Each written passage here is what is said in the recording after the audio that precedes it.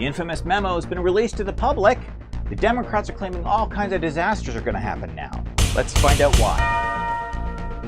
Wikipedia may not be as free and open as you think. We'll talk about that too. But first, we're going to talk about Justin Trudeau and 3 major gaffes he's made just recently.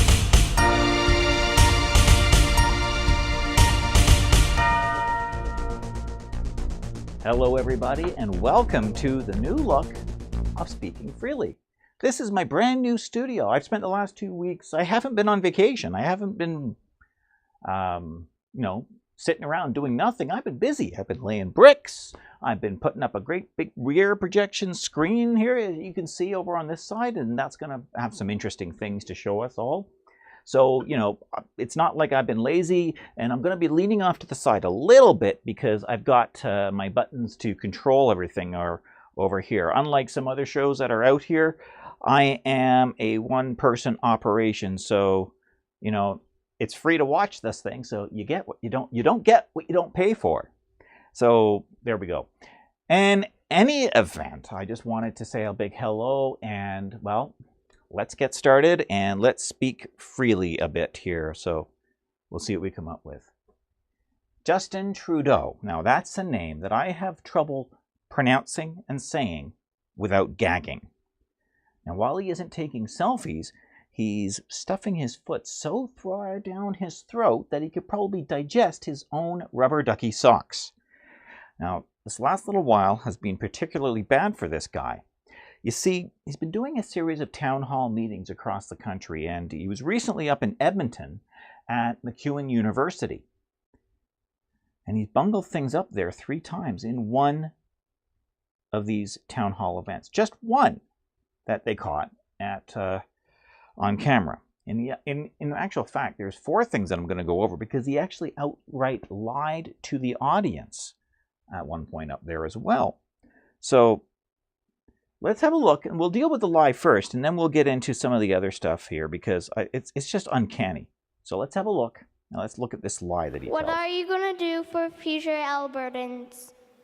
What am I going to do for future Albertans? Yes. Yes. Well,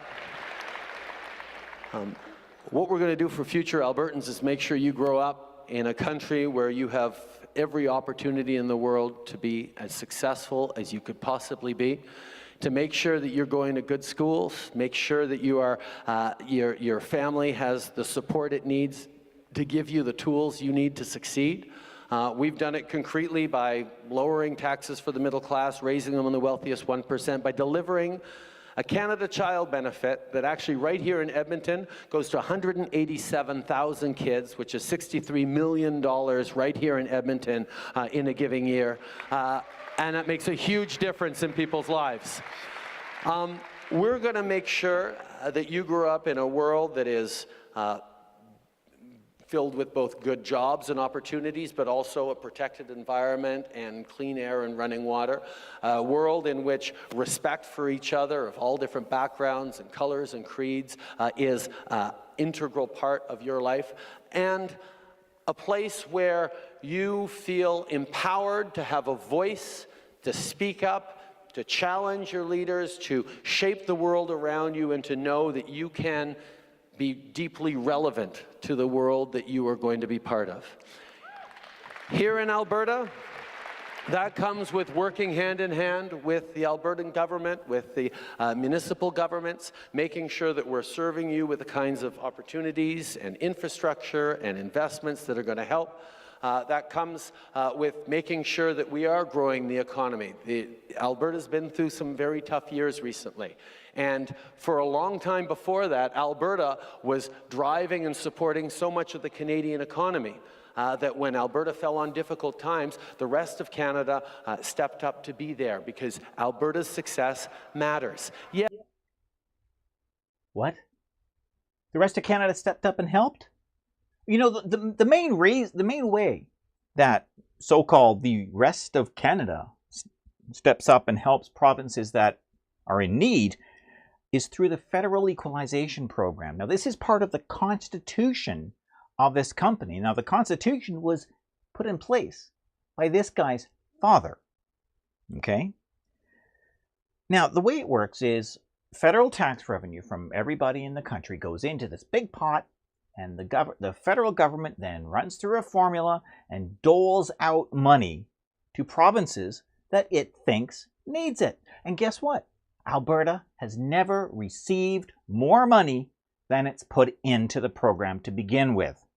So we've been screwed constantly, year after year. So it is not exactly smart to say that the rest of the country has stepped up. Now, Trudeau goes on to say after the bit that where the video ended, that, you know, through EI programs and other programs as well, those are programs that are available to everybody anyway. So you can't really use something like that to say that the rest of Canada stepped up and helped, because it just isn't true. The most prominent time that Canada has screwed Alberta over was when Trudeau's own father, Pierre Trudeau, former Prime Minister of this country, that's another name that I can't say without gagging, he implemented a massive tax grab on Alberta called the National Energy Program. And it set our economy here in Alberta back so far that it took us more than 10 years to recover from it. So when you say that the rest of the country steps up and helps us out in hard times, it's total bunk. Trudeau knows this. He knows that the statement wasn't true. He said it deliberately, and he said it with the intention of deceiving the audience. Think about who asked the question. It was a little kid. You could tell by the guy's voice. So he was being deliberately deceptive with a statement that he knows wasn't true. And that is the dictionary definition of a lie. Now, let's look at his 3 gaffes. These gaffes are so big that I think you might even call these giraffes, but we're not going to go there. So we'll have a look at the giraffes, or the gaffes. Giraffes, yeah, okay. And we'll talk about this. Maternal love is the love that's going to change the future of mankind. So we'd like you to look we would like to say people kind, not necessarily mankind, because it's more inclusive. There we go, exactly. Yes, thank you. We can all learn from each other. Really? Really? This is the first one here, of course. Now, this clip went viral around the world. The world went wild with laughter, okay? Now, Trudeau tried to backpedal a bit, and he dismissed this as a dumb joke, okay? Now, I'm going to change the slides here. So, now, the Liberal Party has its own official propaganda arm. It's called the CBC.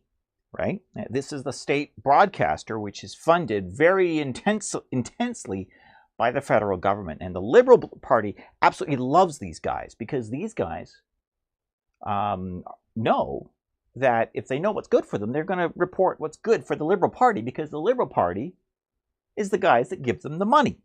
Okay? These guys completely glossed over this incident. They didn't cover it at all. Okay. Instead, they tried to do what the Liberals do, which is they covered it up. They tried to hope it just goes away. Now, this is how the Liberal Party and the CBC deal with things. They just don't talk about them. And you can tell the CBC's bias by not by what they do report, but by what they don't report. Things like this incident, okay? So now the CBC funds the Liberal Party, is funded by the Liberal Party through the Canadian taxpayers to the tune of, more than $1 billion a year. So I think really we need to do a mashup, and we need to change the Liberal Party's logo, okay? So, because this would more accurately reflect what's going on here, right? Now, when this didn't work, we'll see. I'll show you what happens here. When this didn't work, Trudeau set his attack dog, Gerald Butts, onto the scene, and Gerald Butts came up with this quote, and he did this. This is what socialists do. He attacks anyone who reacted to this thing negatively by calling them racists, by suggesting that they're alt-right and or maybe they're neo-Nazis. Now this, my friends, this is the true nature of the Liberal Party. You don't cross them, because you'll be bullied, you'll get labeled, you'll be otherwise silenced. Now, I wonder, given the way that Gerald Butts behaves, if there's any formal connections between the Liberal Party of Canada and that domestic terrorist movement known as Antifa. Now, Butts' tweet here certainly puts people in danger, I would think, because we know what Antifa's like. We know what they do with people that are labeled Nazis, racists, whatever. And so how long before a tweet like this leads to somebody dying? Well, but, you know, this is the arrogance of the Liberal Party of Canada, though.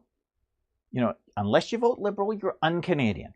They believe that they're the natural governing party of Canada, and they have some kind of divine right to govern. They think they know best. Remember what one of their campaigners said during the 2006 election campaign when Harper was talking about a child benefit. The Liberal guy came on and said, what are parents going to do? They're going to spend it on beer and popcorn. That's the Liberal attitude. Okay? Now, that's the thing. So, but that was the least of these gaffes. Let's look at some of these other ones, all right? All right, so obviously I'm also in metals here as well, Mr. Prime Minister, so it's a similar topic as well. Thank you for your service. Thank you. My name is Brock Blaschuk. I'm a retired corporal with the Princess Patricia Canadian Light Infantry out of here in Edmonton, 1st Battalion. I deployed in Afghanistan back in 2009 until April 3rd, where I was obviously severely wounded. Back in August 24th, 2015, you made the promise, and I'll quote it here, "No veteran will be forced to fight their own government for the support and compensation they have earned." Yet you are still currently in a legal battle with veterans regarding equal support and compensation to their peers. You know. So my question is to you, Mr. Prime Minister, what veterans were you talking about? You know, because you have ISIL or ISIS members coming into a reintegration program. You did a backdoor deal with Omar Khadr, with not even stepping into the courtroom, you know. So, again, my question is, what veterans were you talking about? Was it the ones that fought for the freedoms and values that you so proudly boast about, or was it the ones who fought against? Because honestly, Mr. Prime Minister, I was prepared to be injured in the line of duty when I joined the military. Nobody forced me to join the military. I was prepared to be killed in action. What I wasn't prepared for, Mr. Prime Minister, is Canada turning its back on me. Sir, thank you for your passion and your strength and being here today to share this justifiable frustration and anger with me and with all of us here. Thank you for having the courage to stand here, and thank you for listening to my answer. Politicians, huh? On a couple of elements you brought up. First of all, why are we still fighting against certain veterans groups in court? Because they're asking for more than we are able to give right now. What? How much did we give to Omar Khadr? $10.5 million. And they're asking for more than we're able to give right now. How much did that hockey rink on Parliament Hill cost? And they're asking for more than we can give right now. How much money is Canada throwing around the world to infrastructure projects in various other countries? Which, by the way, Lafarge is bidding on. Check out who is part of the Lafarge family. Now, Lafarge is the company name, but who is and was involved with Lafarge? And who is getting those contracts? But the veterans are asking for more than we can give right now.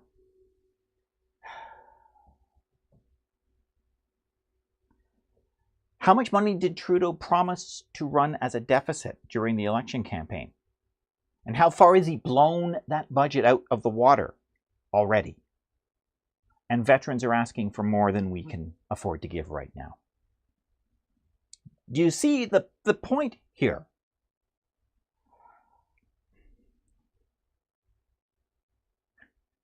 Trudeau's just like his father. He doesn't understand. He doesn't get it. He doesn't understand the necessity and sacrifice that the military does for us. If you don't believe me, consider that what he promised to, and then he subsequently followed through on, by pulling Canadian bombers out of the war against ISIS. Now, what did that do? That effectively relieved some of the pressure on ISIS and opened up the opportunity for ISIS to kill more people before they were finally defeated by our good friends to the south. This is the liberal attitude. Now, you think that's bad. Now, that's pretty darn bad. But I've saved the worst for last here. Watch this. You in the red cap. Oh, is that the red cap? I think it is. Okay. I hope so. Be nice. Diversity of views. Go ahead, sir. I just want to know how your stance on ISIS is going to help Canadians in any way.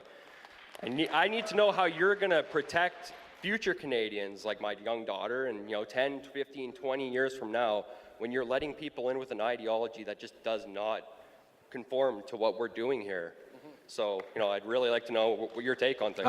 Absolutely. No, I think that's one of the reasons Canada is successful as a country, is because we have been open to people fleeing persecution, fleeing war zones, looking for a better life for themselves and their kids. That's been the story of this country from the time the first European settlers came to be received by Indigenous people. When we welcomed in waves of refugees, whether it was the Ismaili refugees in the early 70s, whether it was the Vietnamese boat people in the early 80s, whether it was people fleeing the devastation of the Second World War from Southern Europe in the 50s and 60s, the Italian communities, the Greek communities, the Portuguese communities, and others.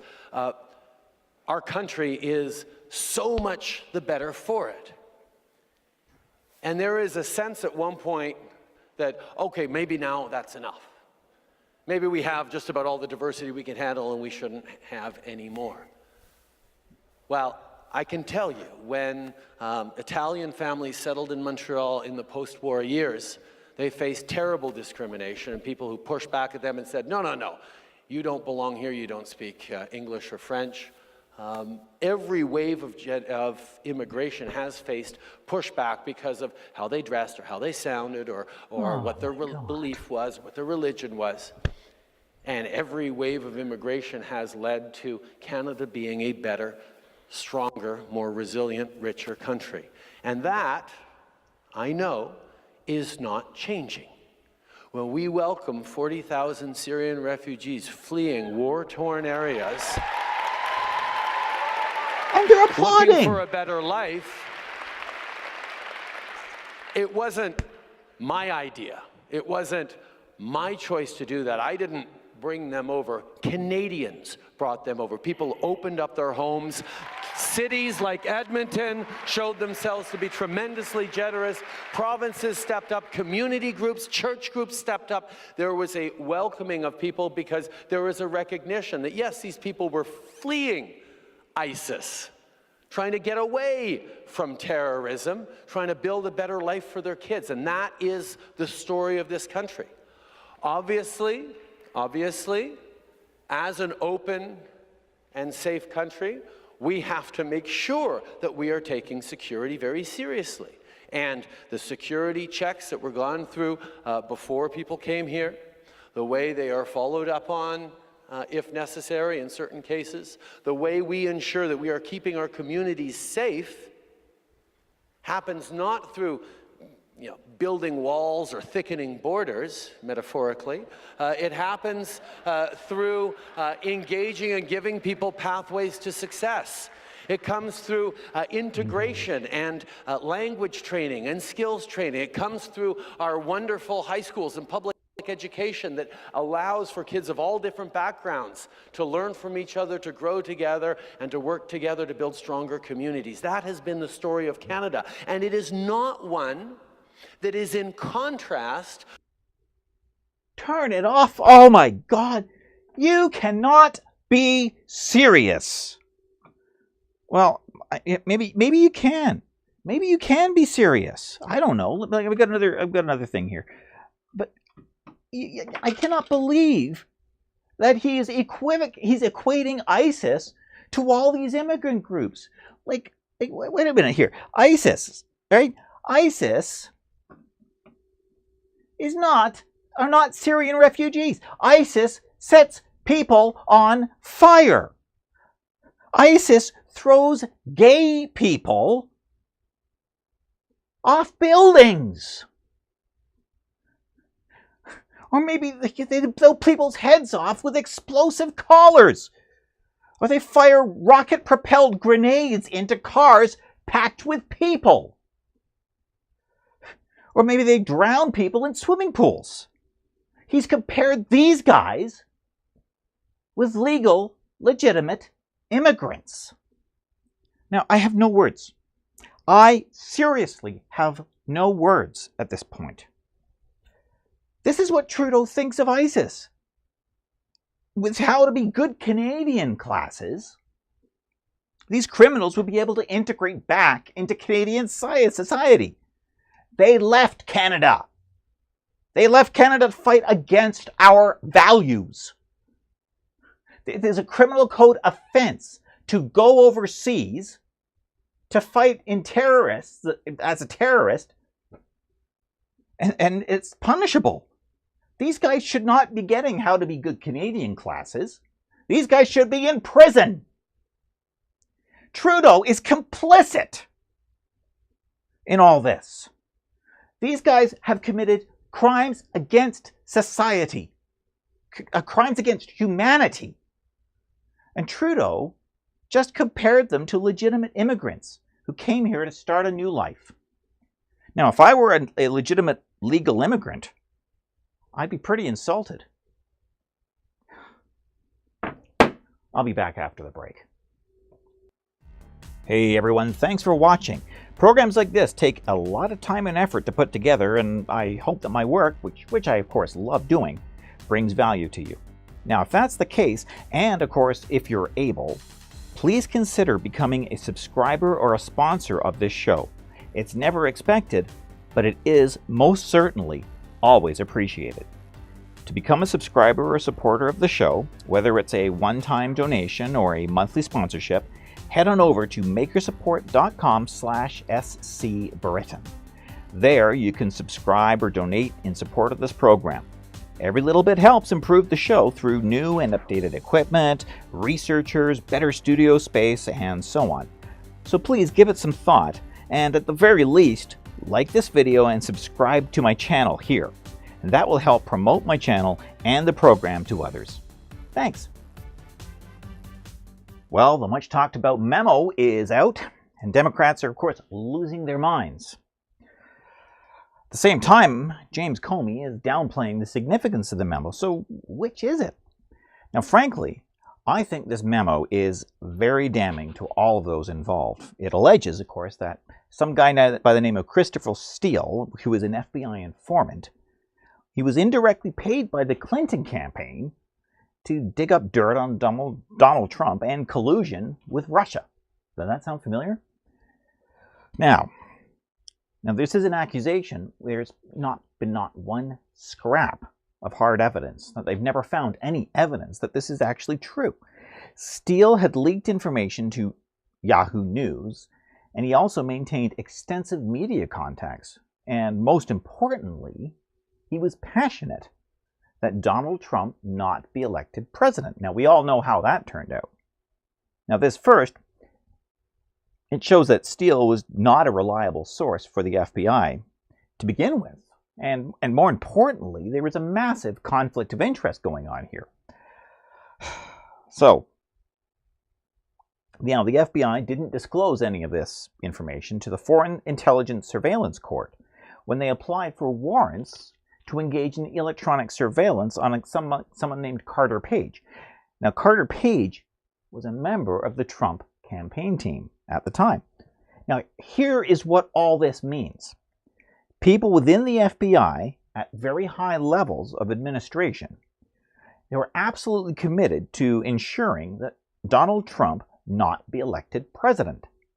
And it looks like in the eventuality that he did get elected, which we know happened now, they were putting together a mechanism with which they could somehow derail his administration with some kind of ongoing scandal to discredit him. And hopefully that would put him into the same position that it put Richard Nixon. Now, that doesn't mean that Donald Trump is anything like Richard Nixon, but they're trying to do the same thing, force him to resign, right? Now, by withholding the important details, such as Steele's conflict of interest and Steele's anti-Trump bias, the FBI lied by omission to the FISC. And that means that the FBI was directly or indirectly in collusion with the Clinton campaign against Trump. Now, when that happens, the whole process is corrupt. And now we're not talking about rigging elections. We're not talking about messing around with that kind of thing. We're not talking about gerrymandering. We're talking about the deep levels of government, the FBI, a major investigative policing agency, a law enforcement agency of the government of the United States, ensuring, in collusion with one of the two campaigns, one of the two main campaigns, that the other campaign loses. Now that is not good. The whole thing's corrupt. So I don't know what to tell you at this point. This is a lot worse than the Democrats would have you believe. So keep that in mind. And I'll be back right after the break. To become a subscriber or supporter of the show, whether it's a one-time donation or a monthly sponsorship, head on over to makersupport.com/scbritain. There you can subscribe or donate in support of this program. Every little bit helps improve the show through new and updated equipment, researchers, better studio space, and so on. Thanks. Now, Wikipedia is well and truly not an open and free source of information. First of all, it's not reliable anyway because anyone can go on there and edit it. Now, apparently they try, they've got this committee going on, but it's not nearly as neutral as you'd think. Let me tell you here why. The factual information, it's largely okay, right? Like things like X number of people at X number of years and X number of things, and this means that and that kind of thing. That's all fine. But when you're getting into pages and entries about organizations and people, they just don't make the cut at that point. Now, last fall, I went to Wikipedia and I was reading up on Milo Yiannopoulos. I've noticed that Milo's entry on Wikipedia has been updated since, and it's quite a significant update. At the time, though, in the summary of the entry at the very beginning, it's called the lead, it stated that Milo was, and I quote, politically associated with the alt-right. Now, this is completely untrue. Now, love him or hate him, Milo cannot possibly be associated with the alt-right because the alt-right hates Milo. He's a gay Jew with a black husband. So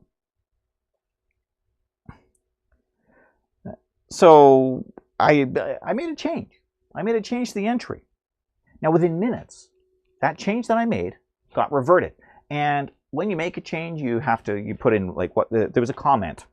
The comment was, and I quote, "No." Now, there's a discussion page as well. So I raised this issue in the discussion page, and I was told that if I could provide some so-called secondary source material that is defined as media articles independent of Milo's own statements, then they would be considered. What is more reliable than the guy's own statements about what he believes in this case? Yeah, I get the point. You need secondary source because it's more independent. That's fine. But you've got to understand here that Milo is not alt-right. And it just doesn't make any sense. Now, as I said, the article has since been significantly changed, and the lead-in is now far more accurate. But in all seriousness, it was blatantly obvious at the time that Wikipedia's established editors will consider no dissent from their narrative of Milo. Now, I had a similar experience with the Wikipedia entry regarding the Proud Boys. They were, and they remain, listed as a far-right group. Now, that's factually incorrect. We know what the far right represents, right? They're racist. They are white supremacist. Now, I've always argued that the far right is actually really far left because they're a collectivist attitude. But there you go. The Proud Boys are Western chauvinists. They are in favor of Western culture, Western society, and that's the way they are. But that's not far right. And they aggressively defend American values. That's not far right. That just makes a lot of sense. Now, it's true that there's been some violent altercations between the Proud Boys and Antifa. And the jury's out as to who throws the first punch and whatever. But that's all truth. That's all well known. Their membership, of course, is very diverse. It's made up of people from all kinds of races and creeds and cultures. So it's very hard to paint them as alt-right. Wikipedia's own policy says that you need to write from a neutral perspective. So you'd think that describing any group as far right, or far left, mind you, is immediately not writing from a neutral point of view because it injects a bias. Canada's far left fringe party, known as the NDP, or New Democratic Party, describes the Conservative Party of Canada as being far or extreme right. And that's clearly incorrect. Antifa describes anyone to the right of their communist or neo-Marxist ideals as being far right. Now, it's clear that to any rational person that Antifa is actually a far left organization. Do you see the problem here? Anyone who has an ideology which diverges drastically from their own will be perceived by you as being far whatever, which makes it incredibly disingenuous to claim that it is neutral to describe the Proud Boys as far right. A neutral point of view would be to completely drop the classification and simply list what the group stands for and what they've done. And then you leave it up to the reader to decide. However, the senior and established editors of Wikipedia hide behind the so-called shield of secondary source reference material. In this case, in the case of the Proud Boys, you get led through the citations to a Seattle Times article from May the 1st, 2017, in which the author calls them a far-right group. Now, this, of course, is where the whole thing just falls into the realm of insanity, because a newspaper article says it. Wikipedia's establishment has decided that it must, therefore, be true. And that is why Wikipedia is trash. They claim that it's a free and open encyclopedia, yet they do whatever they can to ensure that their personal, particular narrative is preserved at all costs. Now, I think that is probably a case of groupthink, rather than actual malice on their part. You know, there's an old adage, never attribute to malice that which you can attribute to stupidity. I don't think these people are stupid. I don't think these people are being malicious. I think they're probably editing in good faith and they genuinely believe what they are saying to be true. But I think that they are afflicted by groupthink because they are such a tightly knit community and they are so convinced of their own infallibility and their own research methods being good that they don't see the bias that they are injecting into things themselves. And there's my rant on Wikipedia for the week. So I'll have more for you sometime soon. I want to thank everyone for tuning in and watching, of course. It's been a lot of fun, and I do enjoy what I do. And this, of course, is the first one back after a bit of a hiatus. And, well, I really hope you like it. I really hope you like what you see.